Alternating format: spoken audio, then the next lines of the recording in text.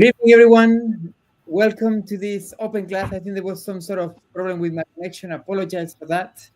I hope you can all hear me now. My name is Pablo. I'm one of the project managers and academic directors of the Master's Data Analytics in Football for Sports Data Campus. And hopefully you can all hear me now. With me today, I have four amazing professionals, also former students. So I'm happy to introduce them all to you guys. First of all, we have Ciro Hosseini, which is a strength and conditioning coach and data analyst at FC Pyunik in the Armenian Premier League. Also with us today, we have Hamdani, which is a professional data analyst with experience at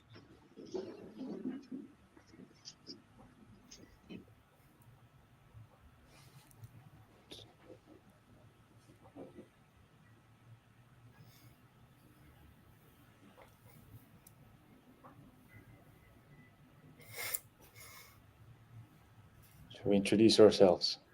Yes. Can be a good idea. Awesome.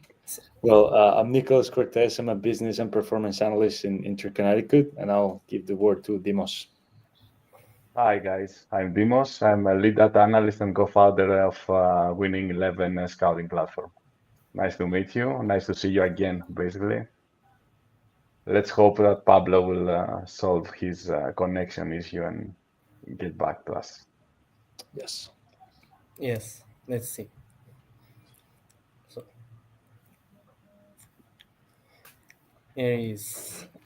All right. Sorry, guys. My internet decided to stop working right at the beginning of the session. So let me introduce myself and start a session correctly. Now I think my internet is fine. Pablo, don't worry. We welcome introduce to this ourselves. Really? so we can go forward. Yes. Perfect. I appreciate that, guys. Sorry about my connection. Let me introduce myself as well. So my name is Pablo. I'm part of the Sports Data Campus family, project manager, and one of the academic directors of the Masters MSc Data Analytics in Football, which these guys on the call with me were part of in the second edition of the Masters like a year or a couple of years ago now. So guys, thank you so much for being in the call with us. I really appreciate you guys taking some time of your schedule to share this hour with us, share your insights and your expertise.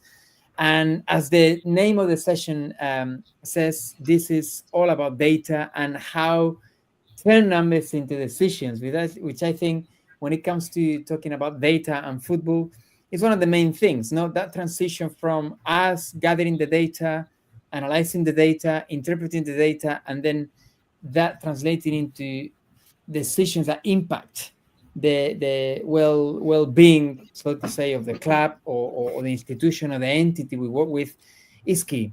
You guys are people with a lot of experience, and this session is all about getting to know more of your experience in these areas and some questions that I'm going to share with you. Just for all the people listening, at the moment we have 13 people watching live. It's going to be like a very informal round table sort of format for today's session. I'm going to be prompting some questions, some ideas, and obviously I would love you guys to discuss, to share your experience, interrupt each other if need be, and that will be the session. Obviously, for anyone watching, if at the end you guys want to ask some questions to these guys, feel free to put the questions in the chat on the YouTube link that you're watching. That'll be amazing. So yeah, first thing is first, obviously, we are talking about data. You guys are professionals with great experience. So my first question will be, based on your experience, what you've learned and what you've experienced on the field, what do you think is the current connection, which is, I think, one of the most important areas when it comes to data nowadays in professional football, the connection between the data departments, scouting departments, etc., with the coaching staff and all the assistants, all the fitness trainers, etc. It seems to be in some cases there is still like a separation between those two entities, and depending on the ethos and the philosophy of the coach or the manager, the data analysts tend to be more part of the staff or work on a separate capacity. How, based on your experience so far, how do you feel that connection is currently? We're going to start, for example, from Nicolas. because I know in the US, data has always been a key part, and probably you guys always ahead of everyone else. So Nicolas, if you could share with us what's your view on that, and then everyone can add to that. Sure. Well, I think it starts by having an honest conversation with the coaching staff in this case, and having this conversation in terms of what can I produce, how can I add value, and then after that conversation, really is just showing the coaching staff or the fitness trainers the value that is behind the numbers, right? When you have a solid argument for including data, and a good example is set pieces, for instance, before a game, right? And if you can, for example, say, I expect this team to play 3 short corners, two corners were in the far post, and it resembles on the game. Maybe the first time it's not going to resemble, but maybe the second game it does. Then that's when the coach starts trusting you, right? Not only in set pieces, but for instance, I think one part of the analysis that I have experience with is just the build-out play, right? How many times the center back connected the midfielder properly, and if the coach see patterns, then you start adding more tactical analysis in terms of like game patterns. And when the coach starts to realize, okay, the data is maybe serving me a little bit, then step by step they're gonna be opening more into the process. Okay, I like that. No, it's that idea of, I guess, having that conversation with the staff. I guess because I know from experience, for example, last year Mendilibar won the Conference League with Olympiacos, and previously he was successful as well with Sevilla FC, and he is, I wouldn't say anti-data necessarily, but he doesn't really look into that. So it's interesting, I guess, in that conversation, seeing what kind of manager you come across as well, not to be able to help them see. I don't know, you guys, anyone can participate and mention if you've had situations where you found yourself hitting a wall because whatever you are proposing or whatever ideas you bring in to the table are either being rejected or not being taken into account in the right way, no? Or maybe I can. Yeah, go ahead, Ciro. I agree with Nicolas. I think depends much of the group of the training staff. For example, in my experience now, I'm 7 years in Armenia with the Pyunik, and I change 5 staff. And my position is a bit different because I'm both strength and conditioning coach, but also data analysis for the performance data from GPS or video tracking. So in the case, I agree, like it's more like a game of give and take, okay? And you should adapt to the type of coach that arrive or the coaching staff that arrive, and little by little try to insert your idea or your helpful, let's say, suggestion. At the moment, in the last 3 years, we are in the same group of staff. We don't change the coach, the main coach and the second coach. So at the moment, they are very involved, for example, in the data analysis of GPS and how to implement during training session or the match. Okay, so I think it's more like where you arrive and how give your experience little by little, day by day. Amazing. Yeah, I think that's the thing. I guess it's good what you say. It helps that the manager is staying for some years, no? Because I guess that creates some sort of base structure, and everybody knows how everybody works, and I guess that makes things very much easier. If you have opportunity to work many years with the same staff, this helps you so much to develop a program, like a methodology connected with data, both for tactical, both for physical. Yes, correct. Amazing. And Dimos and Marwan, anything that you've come across so far in your experience, whether it's on internships or working in the field or your own projects? Yeah, look, if I may, I agree with Ciro and Nicolas. Of course, people are important. People make a difference, and how they collaborate and how they trust in each other, and trust is something that it's building day by day and year by year. But I will go one step behind because companies and football teams are athletic organizations, but mainly they are companies today. I mean, especially in the top level. So companies are run top down. not the opposite. So what is important?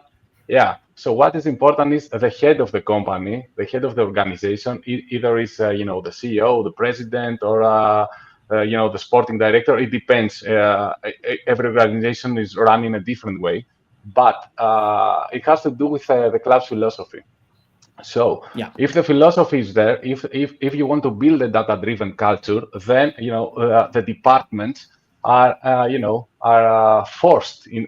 Let me use this word, are forced to work together. And maybe at first there are misunderstandings. There are it's difficult to break the silos of the departments, and I'm seeing these things not only in professional football, but from my previous experience in corporate environments. So department silos are something common. It's not only in football.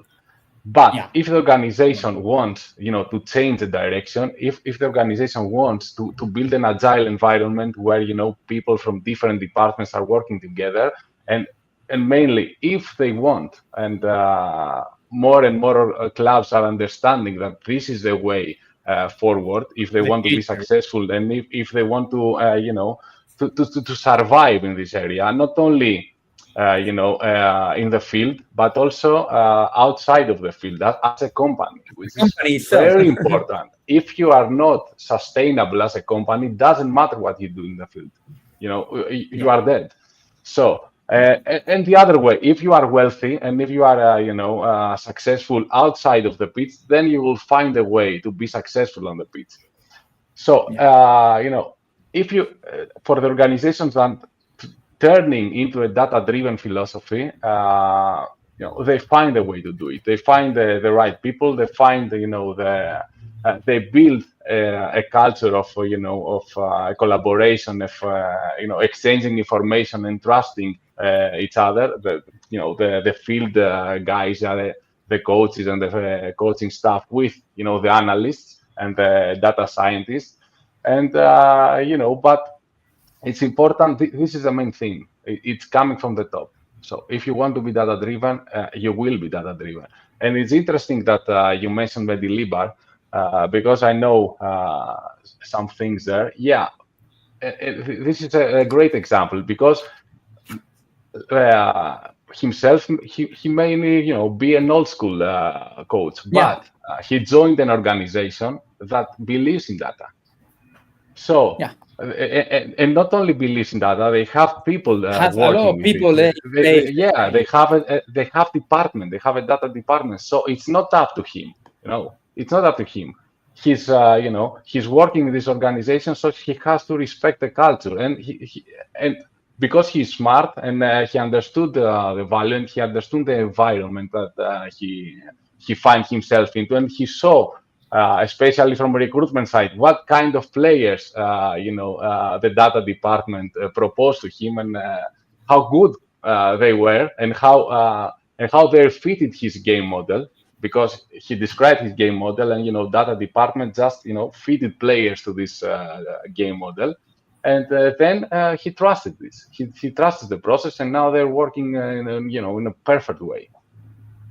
I like that, no, because it seems that they don't need to be even if you're in school, it doesn't need to be a class. You can still, get the best of both worlds, I guess. The people who want to work out of school, but they bring in them either players or elements to the table that he can play with, even if he doesn't know where they're coming from or how they're being collected, or etc., etc. No? So Marwane, in your case, for example, you've been in the Netherlands, you've been in Belgium, for example. Did you notice differences between the different clubs you've been part of in terms of how they approach you guys, you doing the work, you doing the thing? Was there difference that were noticeable for you in those environments? So yes, so I had quite two distinct experiences. So AZ were more data driven, so everything for them goes through the data, even results, predictions, and recruitment, everything, even performance analysis. It's all about the data. So it's like their philosophy. So the manager has to adapt, and everyone has to adapt. It was really interesting how they were seeing the game from different perspectives. Because I remember last year they were pushing for Champions League spots, but they knew that they will always tell me we don't like technically deserve to be there because of performances and stuff. So Europa PSV, League Ajax, many teams before that. Yes. Yeah. So they told us, okay, we don't deserve to be top 3, so top 4 is good. They are in the Europa League now. They're doing well in the Europa League, so I hope they can do well tomorrow against Spurs. Ghent, I think they were just bought by new owners, and they're just trying to put the data department. It's more like this year is a trial to try to convince people the importance of data. So I worked with them for some months, and we were focused on performances analysis using the data. So yeah, so while AZ, the connection is strong, again, probably not that much, but I think afterwards the connection will be even better. Yes. I like you bring in a point that I think I wanna explore a bit more. Do you guys think that one of the problems with football nowadays, I guess, is the urgency to get results? No, like if you are in Europe and you are a manager, you know that your time is ticking if you don't get 3 wins in a row, whatever. You know, what we know is that results are key, right?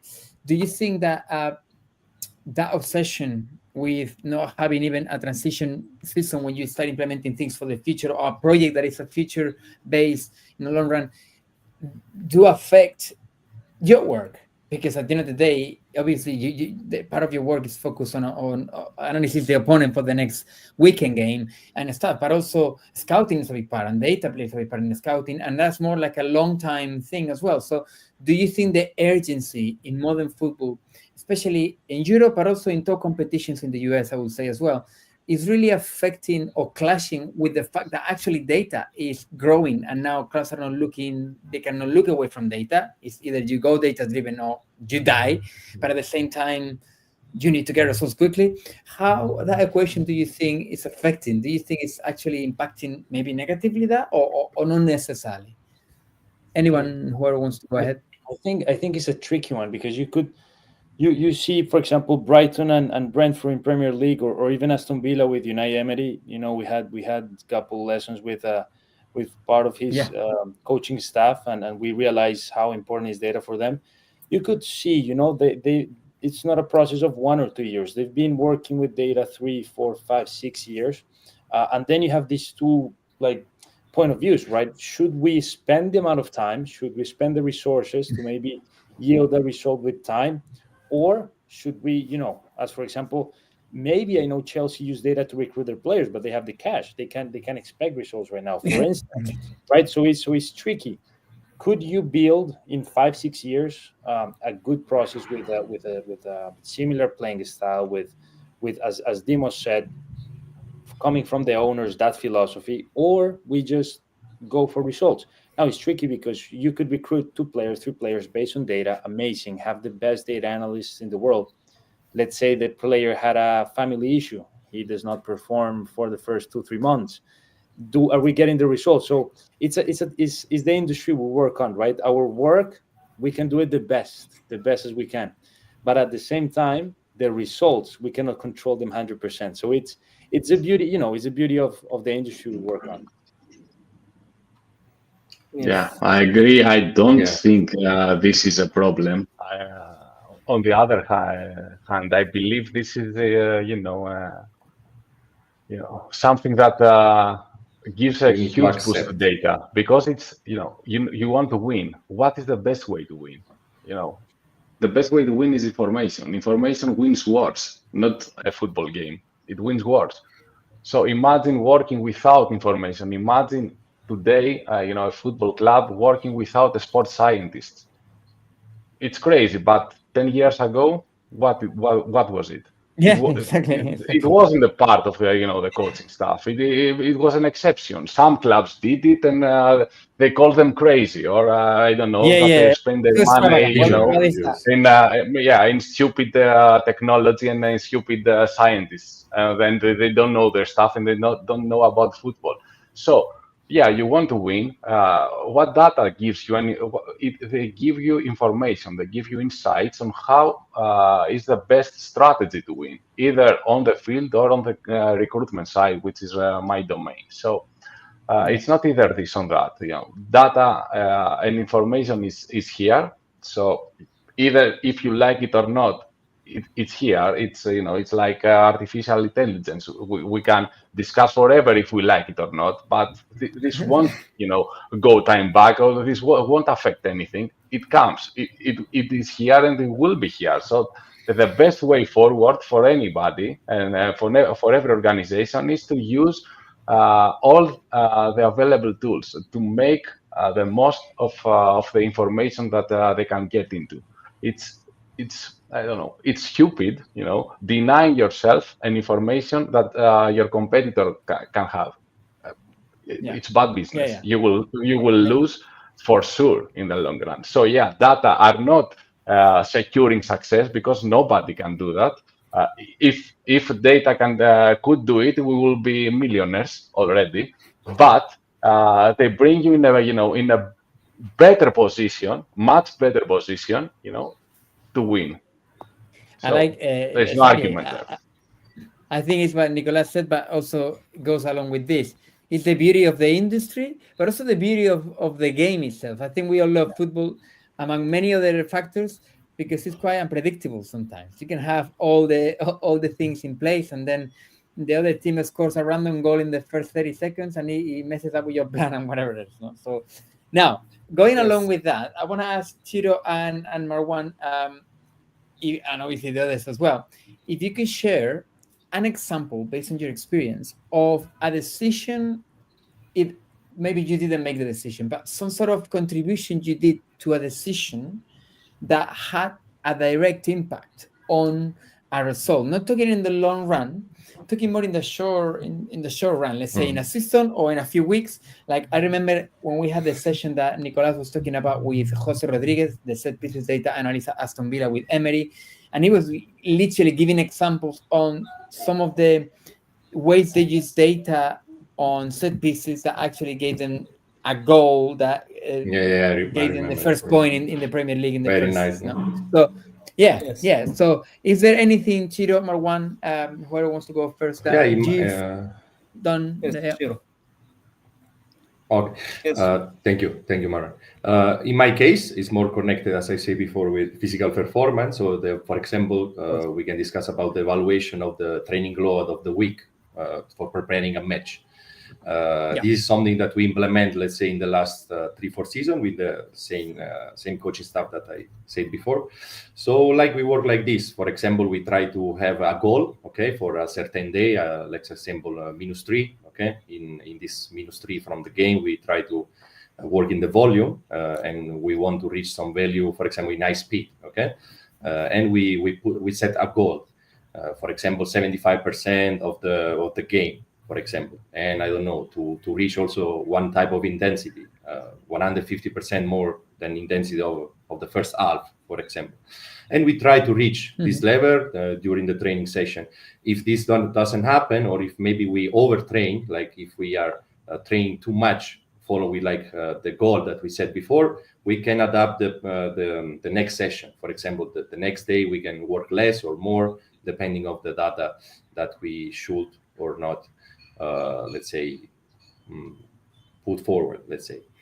This is something that is like we do in daily basis, okay, to control the training load, both for each player, both for the team average, in order to prevent injury and to prepare better the match. Example. That's amazing. I guess that it makes sense. Marwan, go ahead. Yes, so as I said, it was last December, like 2023, they told me there's this metric that they want to explore to see if it has a relationship with the XG on the set pieces. And so I did like a research, tried to find a relationship, mostly linear regression. And based on this research, they bought a player. His name is 𝗵𝘁cie. He did well in the first part from January to June, but he's not doing well this season. But look, so they bought him, and they told me at the end of January that they signed based on my research. And in the end, they told me that that's one of the things that we looked for. He did contribute in that second part, so specifically in one game. So it shows you that data can affect some of the transfer plus policies or something. Yes, it was really cool. Exactly. I think that's brilliant, no? Because at the end of the day, exactly, like, okay, do some research on this metric, blah, blah, blah, and then based on the report you sent to them, they actually sign a player because they had the information to make a decision that they wanted to make in order to improve that particular area. No? So that's very interesting, and I guess it's very rewarding when you see that not only the recognition, but that what you actually are doing and providing is being taken into account. No? It's not just going, as we say in Spain, in wet paper, no, and going nowhere. No? Yeah. And how about you guys, Nicolas? And thank you for sharing that, Marwan and Ciro. That was very interesting. Nicolas and Dimos, any experience on that sense as well? Yes. So in my other role as a coach here at Seattle Celtic, I coach youth teams. For instance, my under 13 boys. This spring I've started to have like a data workflow where I coach, but I can track kind of like metrics that I want to see. But not only want to see, that helps me with the halftime talk, just two three topics, right? So what I tell them, and we spoke a lot about it in the sessions, right? What I tell them after is backed up a little bit by objectivity, right? Not only what I see or not only what I feel that is happening on the field, but I actually can tell the kids a number and show them. For instance, we were talking about that the right channel was the weakness of the opponent, and we didn't attack it as much in the first half. So I tracked that, talk it in the halftime, and then second half we actually score a goal from a cross in the right channel. So I've tried to kind of like implement, a workflow or like just have a sheet of, okay, I'm tracking certain KPIs. So when you speak to players, you do it with an argument and looking for feedback for the players. They say that they really like having just numbers and just seeing, because like you as a player, you can also see, look at it gives you a hard number. It's not subjective 100%. So I want to start improving it, just adding more things and just making it more efficient. But yeah, that's something before Dimos adds to the thing. That's something quite interesting as well, which is involving the players, I guess, because at the end of the day, then the main characters that are going to be the ones putting into place everything that what the manager mentioned and stuff. Because if you are in a position as a data analyst as well, where you can actually have a conversation with them and the managers allow you to do so. In your case, obviously, you're a coach and you have that access to them. But I remember something that Jose Rodriguez mentions in Aston Villa, how he actually goes to the locker room at halftime. And there is something that he's been discussing through the first half with Emery or some of the assistants. They allow him to go there and speak to Ollie Watkins or whoever he has to speak to. Say, look, with the iPad and actually, give an example of, next time you do this is run or whatever. Like, I think making the players see the value of what you're saying and how it could be an opportunity for them there, in a way, multiplies the effect of what you're trying to come across to them. No? So that's brilliant. Yeah. Thank you, Nicolas, for sharing that. Dimos. Yeah, I don't have experience with players because I don't deal with players, but I deal mainly with directorships, sporting directors, CEOs, maybe maybe head coaches, maybe in some cases. But what is interesting, what was very interesting, was a recent conversation that I had with a club CEO that about how to view his squad and his team like as an asset, and how to improve this asset value. This is what it's all about, improving your value, improving your assets, making better decisions in your recruitment, making better decisions on how to sell and who to sell and when. So it was, very interesting seeing, someone understanding a different way to run his business, right? A different way to make profit and a different way to get results, both on the field and off the field.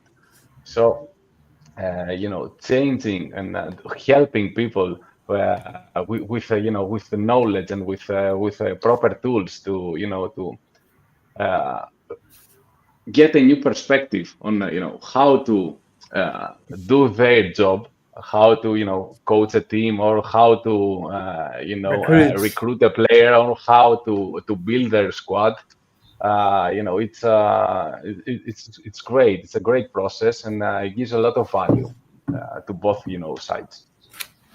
Yeah, and I think we're going to talk about this next. I think when it comes to looking more in the long run, I think recruiting has even more impact, but not sometimes. I'm thinking it's not football, and excuse me for that. I'm thinking of the NBA. They have this half season around February before the All-Star, when they have the window for the market, and and I was watching a video the other day in a YouTube channel on NBA, what trades in the NBA changed that season, and what teams have actually ended up winning a championship that weren't so much in the favorites, but because of that signing or that trade made them winners, like the Toronto Raptors in team. And I think from a long run perspective, but also even in the short run, what Marwan was saying about that signing of that player based on that metric, I think the recruiting perspective has a lot to say as well, because the season is long, players get injured, and you might need to sign new players, and those players can actually have a direct impact on the results of that season, etc. No, so I think I don't know what you guys think, but recruitment has, under my point of view, those two elements: a long run, creating the squad that's going to give you results, putting the pieces together, but also even in the short run as well, I guess. No? Yeah, exactly. I believe recruitment is the most important process. It's not the only important process, of course, but it's the most important process on building a team to win. And of course, there are signings that you make them, and you select a specific player because you want to win now, or you want to solve a specific problem, or to cover a specific need right now, right here. And there are other, signings that are more strategic ones, and you make them to build on them and to improve their value in field and off field, and have a profit at the end, and have this process that you always recruiting new players, improving them, improving their value, and sell them with a very, very good profit. And when you combine these two, winning on the field, and also building having a strategic planning about how to build my squad in order to win, but also to have a profit, then you have a winning combination that beats everything. I guess in that sense, thank you, Dimos, for that. You also, because people think about football and it's like, yeah, everyone wants to win. Yeah, everyone wants to win. But we could say that there are teams that are selling players teams and teams that are buyers. No, if you're Real Madrid, you want to buy the best players. If you are, let's say, Benfica, you have great players, you develop those players, either you sign them, whatever, you do good scouts, and you create a great squad, and then you sell them for a bigger price to create profit and keep doing that process while you try to win as well. Obviously, locally in your national championship, but also internationally as well. So I guess you have both perspectives. Okay, I want to change a little bit from another area that interests me. I imagine you guys also probably played football. When I competed when I was young, not to a high level or anything, but something I want to talk about is from two perspectives. I remember sometimes I will have a game and I'll leave the pitch thinking, wow, I had a great game. I think I played very well, blah, blah, blah. Obviously, back in the day, and in the football I played, there was obviously no data. Even today, there was the same categories. There wouldn't be data. I was that bad. But, what I want to ask is, first, from a professional perspective, with the players you've been dealing with, have you noticed, or does it normally data go along with the feeling that we have subjectively. We're gonna watch tonight Real Madrid Atletico de Madrid, and we could see at the end, wow, Tchouaméni had a great game in midfield, because we're watching and maybe he did a couple of interceptions and say, oh, he's doing it again. And then you look at the data and say, well, he did 70% of accuracy in passes, this and that. And sometimes data might not match the feeling we have when we watch those players. So I would like to, for example, we're going to start with Marwane or Ciro, or for you guys to share that correlation, the correlation between a feeling of a player or a feeling of us as either the staff or the spectators, and what the data ends up saying. I guess most of the time probably match, but I'm curious, do they always match what the feeling is and what the data says? For me, football is mainly moments, so that's why sometimes we think the player is played really good. There is a quote by Benzema which I like. He says that sometimes you play a bad game and you score in the 90th minute and you are man of the match. He does not like and this. And you are in the newspapers the next day, right? Yeah. I like this quote very much from him, yes, because it's really good. Because sometimes a striker plays really well, does not score, and people tell that he did not play well. For me, there is a balance, of course, because football is moments. Of course, we need good moments, but also the story of the game, the narrative of the game is really important to understand. I also remember 8 years ago when Barca faced Juve in quarterfinal Champions League in the Camp Nou. It finished 0-0, and Juve went to semi-final. Neymar, that game had lots of dribbles. I don't know. I don't know if he did 10, 11. I don't remember. But most of his dribbles, they were close to the touchline. So was it for Juve's tactics? We don't know. But purely analyzing from a data perspective, you would say, Neymar did well. But if you add also the narrative and the fact that Juve went and Barca went out, so for me, there's always a combination. So you need both. This is my opinion. I guess even the interpretation of the data, because exactly, yes. And also you're saying something very important. I don't think we can value every position in the same way, because if you're a striker, you might not need to intervene in the game. You're there for one purpose, and if you're like Ruud van Nistelrooy, you just need to be in the box at the right time for the right pass and put it into the back of the net, and that will be a good game for you, as opposed to being Toni Kroos when you need to, you know, the game is gonna go through your foot the whole time, and okay. Football, I think that's football is opinions, but for me, strikers, they don't just have to score. They have to participate in the play and stuff. So this is just my opinion. This is how I rate strikers generally. No, that's great. Yeah. So, any other Ciro, obviously Dimos or Nicolas, what's your take on that? If you want, I can share again some my experience about connection of data again with physical performance. So, for example, we had a situation here in Pyunik in which the coaching staff were radically every game make substitution to one or two players that they were looking tired. Okay, they just say, we see they are tired. You see they can't breathe or whatever. And I start to make a point okay, for me they are not. And as every games we evaluate every 15 minutes with GPS. So we cut every 15 minutes performance, and I can provide the trend, so how the performance went during the 15, each 15. So three 15 quarters in the first half and three in the second. So, and I try to show to the coaches, look, what you suppose that is true is not true, because every time you make substitution to the player in his peak of performance, many times. And let's say with one or two trial at the end, I would say win this kind of small war, okay, we understand maybe it's just emotionally tired, or he feel the game, the heavy of the game.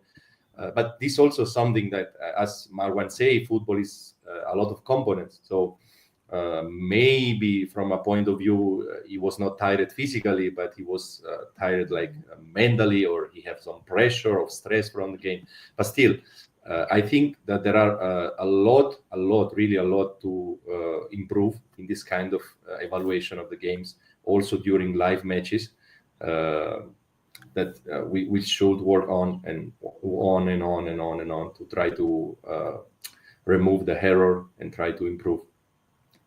in this kind of area. And that's good. That's something that spectators don't know about. Because I always, every time I look at Bellingham, the way he runs, it feels like he's always tired, but he's not. And then here, all of a sudden, he sprints across the pitch, and it's like, man, this guy has got energy. And I thought I was dead. So that's a valuable point, because not only from the playing well from the perspective of how he does in terms of certain moves or with the ball, but also from a physical perspective. It's a very interesting, right? I like that.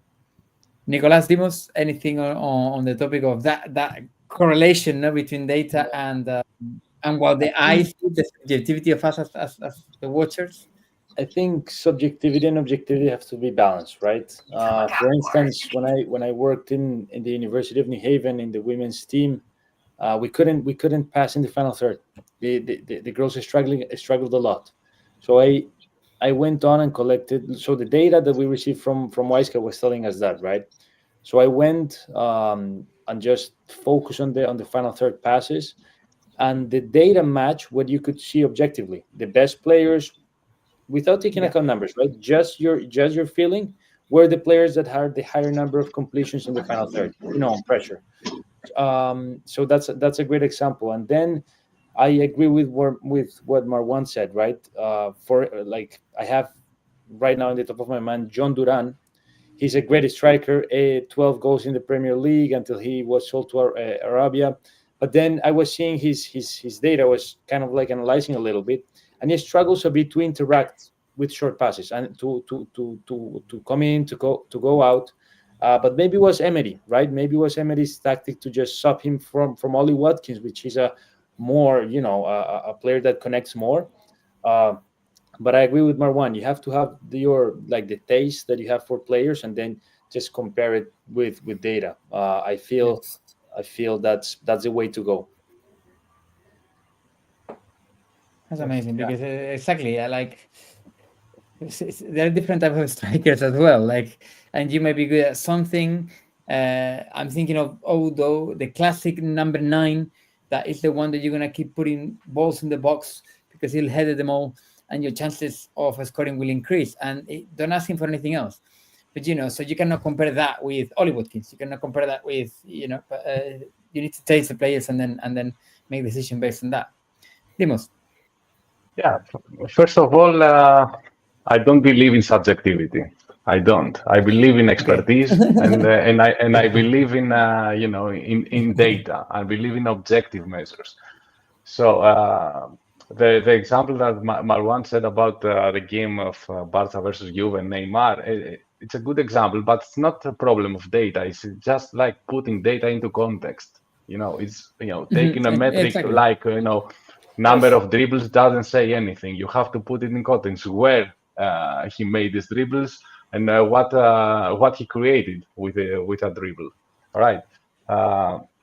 So there's no one way or another. Imagine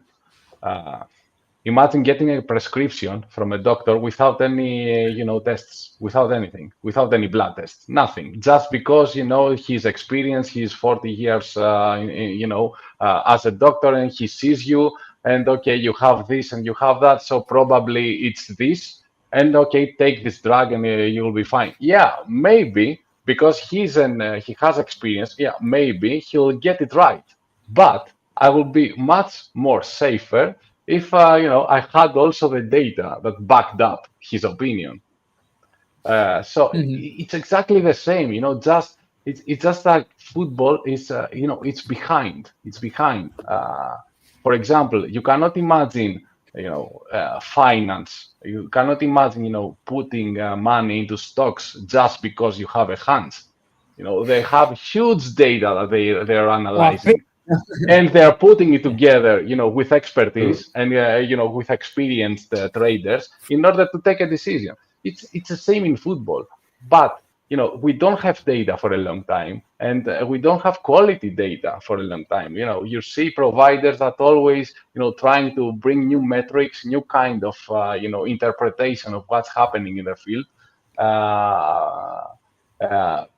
Integrating new technology, the computer vision and stuff like that will creating better data, and also there are the people in the field the data analysts, the scientists, that they need to try to work better with the data, try to translate them better, and you need to have the technical and technology knowledge and the tools, but also you need to understand the game, to understand what adds value to the game. So it's a field that is still a baby. We have discussed this many times. It's evolving a lot. You see, big labs and important labs are shifting into data-driven decision making in everything in their organization, from recruitment to funds, fund engagement, to everything. It's funny that you mentioned Real Madrid. Yeah, they're always going to get the best players, but their recruitment strategy has changed rapidly, and they totally turned the way that they are recruiting players. They're putting their money in young players now. In 16 years old from Brazil, told Vinicius Junior that then eventually become good players. Yes, or no? they didn't do it, and they have better success in the field now that compared to the one they had in the Galacticos days, where they recruited the best players in the world, the most renewed players in the world, that they were 29, 30, 33 years old. They didn't care. They just wanted the best. They don't do it now. Yeah, they will get Mbappe, but they will get also other type of players that nobody knows. Okay, and they will recruit directly from Brazil, a 17 years old player that they really believe that he will evolve and he will be the best, the next best thing in football. Many teams in Premier League are doing it. Not that much Aston Villa. I agree. I know. For Unai Emery, because he does that. He does that, but not the whole organization. There are other clubs like Brighton, for example, that is pure data driven in everything. It doesn't matter who is the head coach and who will be, the next or the previous one. Doesn't matter. And they will they will be successful. They will always be successful. I'm sure of it. And they don't need to be, Liverpool or Arsenal to be successful. They are successful in their own way. They're making money. They are stable. They're not risking relegation, and they're always fighting for Europe. Maybe they'll get it, maybe not. But this is success for them. AZ Alkmaar, yeah, I know. I haven't collaborated with them like Marwan, but I know them. I know that they are data-driven, and I know what type of players they're recruiting and how much money they're making. And they are always in the top positions, all right? They are not fighting for championship. Maybe they will get it once every 10 years, but they are always there. They are always successful, and they are always, positive on their plus and minus part. Yes, budget. I like they had that. Pavlidis, Like, go ahead. They had Pavlidis, who is now really good at Benfica. They had him. I don't know how much they bought him, and they sold him for I think 30-40 million. He's doing well now with Benfica. They bought a striker from Ireland, Barrett. He's doing well, so probably they will sell him again. So they really do it all the time, all the time. Or look at how Sporting also recruits. Yes, they are great at recruitment. Great, really great. Huge successes with players that they got overlooked. Yes, that brings me to the idea that it's very important, based on what Marwan was saying before, also about Neymar and everything we talked about how important it is to not only gather the data and we have lots of information, but contextualize that information, make that information relevant, because at the end of the day, I think it's irrelevant. He might have a good game, but is it really? Let's put it into a context of where those dribbles happened and how that impacted the game or gave them chances to score, etc., etc. So I think as data analysts, that's probably one of the key skill to actually be able to or development as an individual professional, to be able to interpret that data, to contextualize that data, so it's telling you the truth, not just telling you information. Yes, I agree. Mm-hmm. Okay, you will see that so very soon, like coaches that they have, many coaches, they have their own staff, their fitness coach, their assistant, and they will have their own data analysis. like you mean it will happen very soon. yeah. So this is very good question. This is very good point. So you mean it like the data analyst won't be this separate department, crazy people with computers. It will be as important as the strength and conditioning coach, etc., and it'll be part of the staff, right? Yeah. I mean, there are different type of data analysts. It's not one. Exactly. It will be someone. We're talking some about in people general, that are more focused on what happens on the field, actually in training or in match day or during the match or everything around it. So present a pre-match report, post-match reports, making metrics and data visualizations that make sense for the coaching staff. But there will also be, the data analysts and engineers, also scientists, also that they're working for the club. And if a club wants to be successful, they need to have their own philosophy, not depending on who will be the coach and what will be the team of the coach. Exactly. Yes. If I can enter in the. So based on that, sorry, go for it. Yeah, of course. Just I want to add to what Dimos said. I think it's a great, very great speech.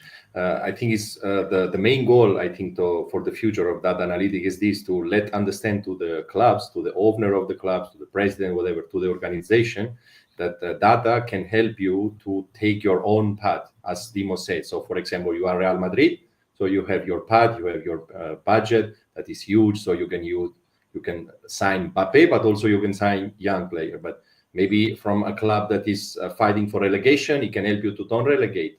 A club that want to, I don't know, to develop only young talents, they can use the data more in academy or whatever for scouting.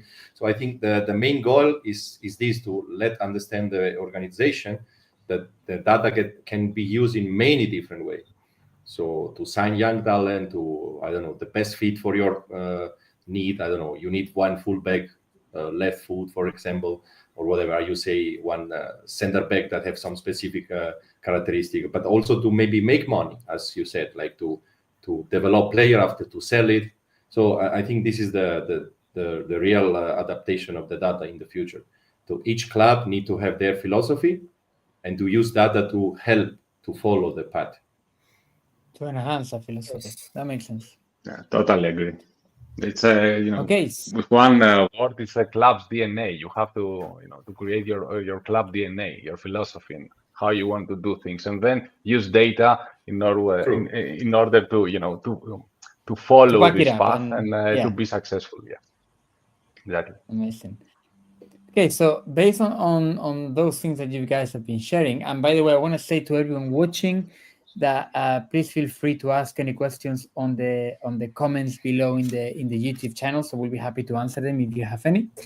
But before we wrap it up, I wanted to then, understanding what you guys are saying and sharing, do you believe that a profession, as we call it data analyst, but data analyst, as we just said, has lots of different legs or different arms, depending on what area, right? But it's very broad. But do you think for anyone watching or anyone who wants to make a career in football, do you believe, or what is your take on a career that, or more than a career, an area, a department that is going to continue to grow, and not only to grow, that it's going to have more weight in the process of a club, because we're talking purely about the game. We're not talking about the company itself as ticketing, fan engagement, many other areas from the business perspective.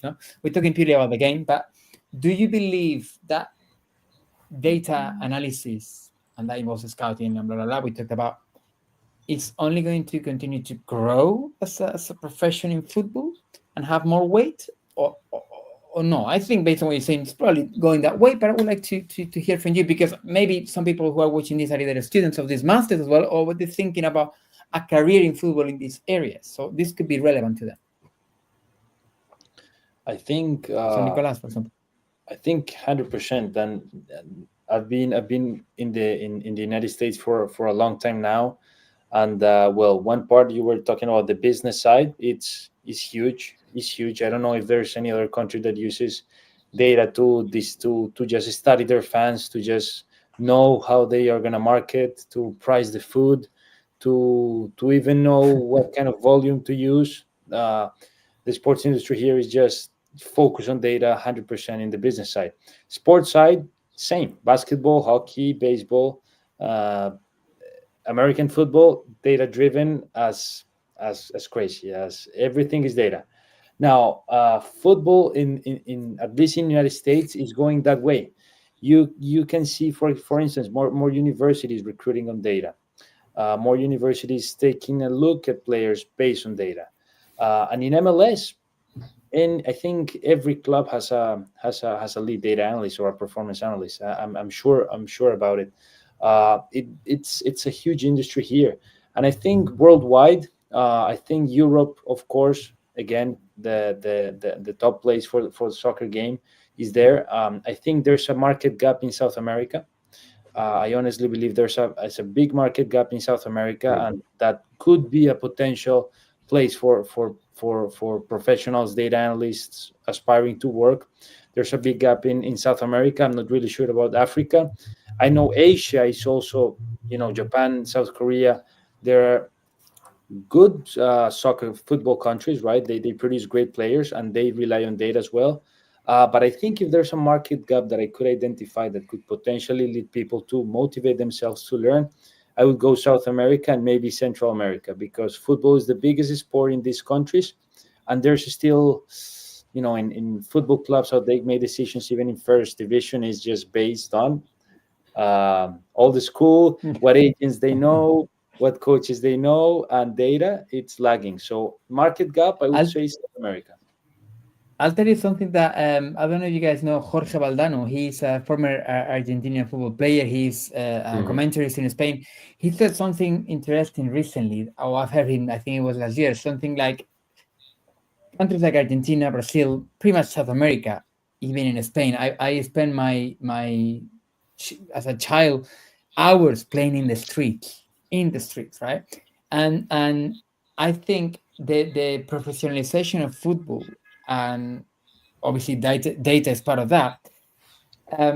He was talking about how Brazil has struggled to win a World Cup since 2002, I think was the last one, right? And how it's been a difficult adaptation for Brazilian players to grow, to take that you don't learn in any academy, which is how to dribble, how to do that, and have that quality with the ball, combining that with data and the concept of academy, and bringing players that almost are like soldiers. You train them and they come out of the academy doing the same. And I think that transition have potentially been difficult for certain South American nations. Obviously, Argentina is doing well now. But, I think when you were saying that about South America, it reminded me of that comment from Jorge Valdano. And I totally agree. Journalists call them European, like they're making Brazilian players. Europeización, no? That's the word. That's how the journalists call them. I don't know if that's a proper word, but that's how journalists call that. Yeah. Exactly, yeah. It's a very interesting thing. I don't know, Marwan, for example, you're more in touch with African football. I don't know in that sense if you share that. Well, quickly, what Nicolas said with America, I agree. Like, do you know the website American Soccer Analysis, Nicolas? Yes. For me, like it's the metrics that they make is top class. Like, they are so creative in the metrics. So I agree, Americans are the best. So when it comes to data use, and yes, for Africa, so I think there's a big chance there, because they don't rely as much on data. If I'm not mistaken, probably South Africa are good with the data. Mostly other countries, they just use it for the national teams. Here in Morocco, so at the moment I'm aware of only 2 teams. So Wydad and the one in Rabat, it's 𝗙𝘁cie. So Wydad just started this year with the data department. They're a big club and they just started, which is a bit weird. So a potential market gap. So I don't know about Tunisia, Algeria, Egypt. I don't think they use data a lot. So I think in Africa it's the same as South America. I would say, yes. Lots of raw talent. African players, yes, they are so good. So, but if you can identify them and help them, it will be really good. And for your question for growing, I think yes, it will grow 100%. I read an article last year. I don't know where I read it. It's the 𝗙𝘁cie or something else. They think that on the pitch, like on the staff, close to the bench, they will be like their data analysts, like real time, working with the data. So this is what they believe in. So I think this it will grow. It will keep even growing. It will be in everything in football. Yes. Amazing. And obviously, we're talking about the pure data analysis class, but for example, Dimos can bring to the question the side of the business, because something I've noticed since I've been involved in the football industry is that companies pop up with new ideas, with new technologies, with new ways to help clubs. I was talking to it might have been in AZ Almar, having a conversation with one of the staff, and they were saying, like, we receive calls and messages every day on LinkedIn and from different companies offering us the service and they're good services. You know, like, it's not that they're just trying to sell us crap, but it's so much that it's very interesting to see how the industry as well, the industry side of the is also boom, boom, boom coming out. Like, it's almost hard for you guys as professionals to be up to date with the latest thing, I guess. No? True. Dimos, I don't know, and Ciro, I don't know, you guys, Dimos, from the side of view of having your own projects and your own kind of business in that sense, and Ciro from being in a club that, you know, you'll be using Catapult and GPS wearables, and that was some years ago, and what will be the next thing? And every year they pull out some new ideas, some new metrics or whatever. Yeah. True. If I can give an advice, as you said, for the future, say, students or people that want to enter in football, for sure, as everybody said, 100% data analysis will be so important in the future. And I think that football, because it's a tricky business, everybody we know it, it's not so easy to handle and it's not so easy to survive inside. As it was for me, for example, when I start to enter in the football, my idea was to, enter in the football thanks to the use of GPS. No, so 10 years ago, GPS was like the new things, no, and many professional member of the staff were like selected in correlation with this. You can use GPS, you can be helpful to the staff, and so on. You can create your career with this. And I think now the new thing is data analytics. Now, after GPS was match analyst, so many people start their career in football as a match analyst and enter in the staff. And as everybody said, in the future, to enter in a staff can be a good, like to say, certificate to be able to manage the data and to prepare report for the coaches, both physical, tactical, technical, or for recruiting. This can be the new things to have a career in football. So it's very, very important, I think, for the young student or who want to enter in football to be part of the data, to understand the data and to work with. Amazing. And get as much knowledge and use of the skills that they can and tools. No? Yeah. Amazing. And Dimos, we can finish with you there, if you like. Yeah, let me share my thoughts on that. It's a very interesting topic. So, first of all, data analytics are evolving in every industry. Yeah. Where there are money, there are data analytics. You need to make sure that you're taking the best decisions that you can take. So why not in football? It will happen.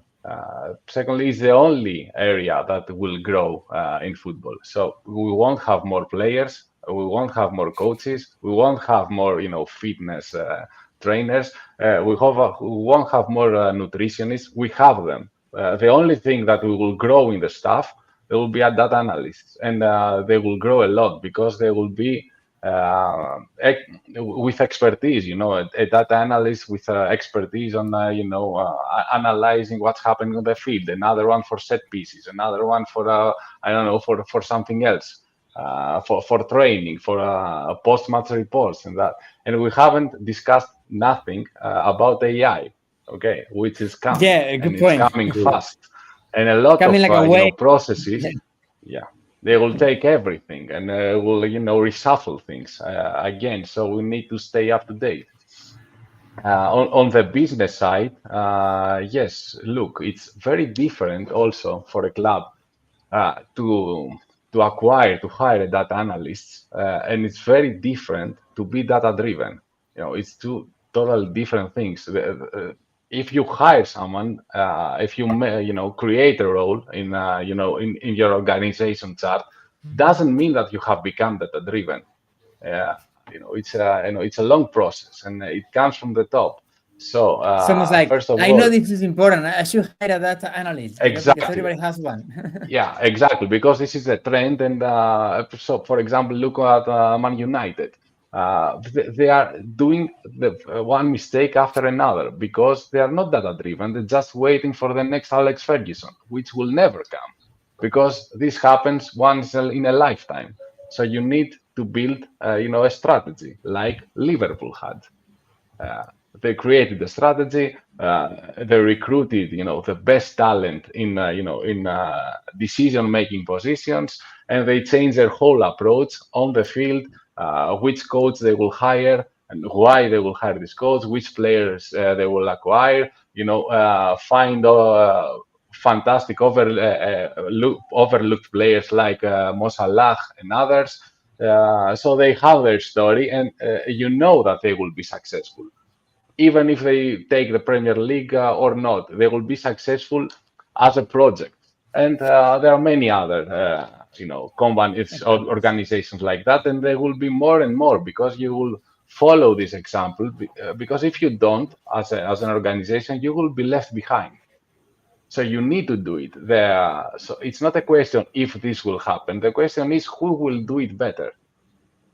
So yeah, you need personnel. You need to find people that are, they love football, they know the game, but they also, know how to use these tools, and they know how to translate data, because having, a huge XLS file with thousands of metrics doesn't say anything. You need to create value from that, and this is difficult. And also, there's a big opportunity for external companies and organizations like our startup project to create tools that integrates this data and helps teams make decisions based on this data. And when it comes to make This is a decisions, huge probably field. saves time as well. Exactly, save time and save resources, because doing it from scratch, you need to recruit people, not one, but more than one. You need to spend time and effort and and trials and errors in building your own platform. Some clubs are having their own platforms. Some of them I've looked a lot in in all this period building my own. Some of them are good, are very good. Some others are not. But they have something. But most clubs in Europe also were not that ahead. We're not.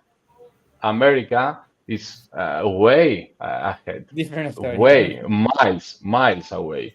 Premier League is close. Yes, they do it. Most clubs have their own departments and their own strategies. Most, not all of them, in Premier League.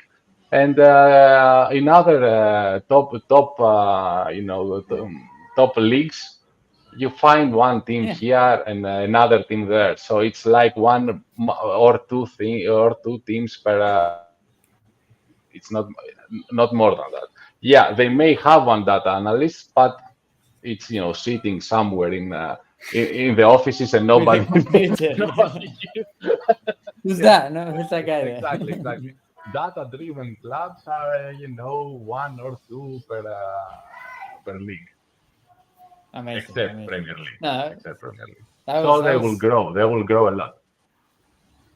Amazing. That was a good insight, because it's true. I think we all agree on that, on the fact that football cannot look away from it. It will just continue to evolve, and obviously with AI, which gives us time for another open class on AI only, we'll probably direct that change. But definitely there will be demand for professionals who know the tools, know the stuff, in order to as you were saying, to be the ones doing it correctly, and obviously adding value to their clubs and whatnot. All right, we're gonna wrap it up, but we have one question from 𝗂𝘁𝗵𝗂 𝗃𝐿𝘁, who's going to be a student soon of us. He asked, and anyone a who Greek wants to one. jump on the question, Greek guy. I think he's from Cyprus. Oh, it's the same. Yeah, well, you're neighbors. Do you use 𝗙𝑺 or 𝗓𝑔A when it comes to recruiting or performance? And then he goes, 𝗓𝑔A gives more value, but many people are referring to 𝗓𝑔 on their own. That's the question by Koukias. So Yeah, who wants to take it? Sorry?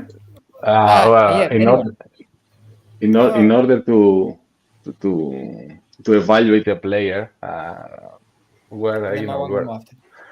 we're considering hundreds of metrics, different metrics. So 𝗙𝑔 and 𝗙𝑔A are very basic metrics now. Of course, we're using them. Of course, they are important, but they are level 1, let's say. So you need to dig a lot of deeper to understand the value that the player gives on the field. Have to see his runs, how he covers space, how he helps teammates, how he supports, how he's involved in overall play. You have to compare and to take into consideration his position. It's totally different, evaluating a center back than evaluating a defensive midfielder. It's totally different positions, different skills needed, different metrics. Exactly. You have to consider the player profile, the game plan. Game plan is very important because maybe a player that it's gold for you, it's crap for me because it doesn't fit at all my game plan. So it's not that simple. It's a very, very interesting world. It's a very exciting and creative world. So you can always find new metrics and new ways to evaluate a position, a player, a game, a performance. It's a canvas, So we're not taking to reply shortly. We're not considering 1 or 2 metrics, but we're considering more than 100 to evaluate a player. Amazing. Thank you, Dimos, for that. I don't know if Marwan wanted to add something to that. I think you were. So yes, just looking into the question, he said that 𝗙𝑔A gives more value, but many people are referring to 𝗙𝑔. So which is right, and I agree with Dimos. So we don't just use 1; we use like 100. What I would say is that I think goals added our position value model, which is really popular.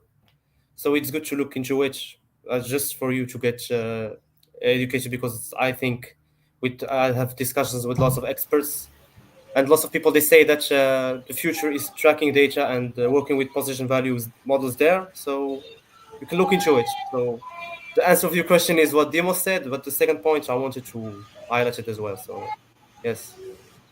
Amazing, Marwan. I don't know if Nicolas or Ciro have anything else to add to that question or to the answer to the question. No, I think pretty accurate with Dimos. Just you can add your weight when you're doing like a recruitment model. You can add some weight to 𝗙𝑔, but of course take account positions, take account more metrics. I think Dimos answered that question perfectly. Amazing, Nicolas. Thank you. And Ciro, any words from you? Same. I mean, Dimos is much more expert, also Marwane and Nicolas, in this kind of let's say, technical parameters. But I agree, you cannot take evaluation just from 1 or 2 parameters, and especially, as Nicolas said, depends on the position, depends on the situation, and you need more than, I don't know, like Dimos said, maybe 100 parameter, and also put inside like the price of the player, the age, from where he's come from, if he can adapt to the club or not, the language he speaks, but seems like not so important, but also can be problematic. Like, I don't know, for example, in our experience in Pyunik, in Armenia, we have like maybe people from South America, from Asia, from Russia, from Italy, from everywhere, and so also like communication and like I would say style of life, and so there are too many things that, as we said before, make a player, not only the talent, not only the parameter, but also how we can adapt to the system, society. Today, Yeah, top yeah. clubs some clubs are even analyzing the social profiles of the players. Psychological Before True. Yes. Yeah, how they interact in social networks, as well as obviously Yeah. psychological parameters, as Nicolas said. Yeah. I remember Yeah. in one session we had with Victor Horta, he mentioned something like, there was this player who was very worried. I think he came from South America or something, and he was very worried on how they were going to get his dogs to the UK from South America, and that was keeping him like up at night. And it's like, you need to bring into account those things as well, to a degree. Yeah. Or imagine, 10 years ago discussing about psychologists in professional football clubs, but it happens today. It's normal. It's normal. Yes. Yeah. Mental stuff. Yes. Yes. Amazing, guys. To be honest, I've enjoyed the session, and I could be talking forever, but I think we had a good one. I think that could be a good place, if you don't have any more questions, obviously, to wrap it up. And guys, the last thing I have left to say is to thank you for your time, for your willingness to be part of this. We're very grateful to have you.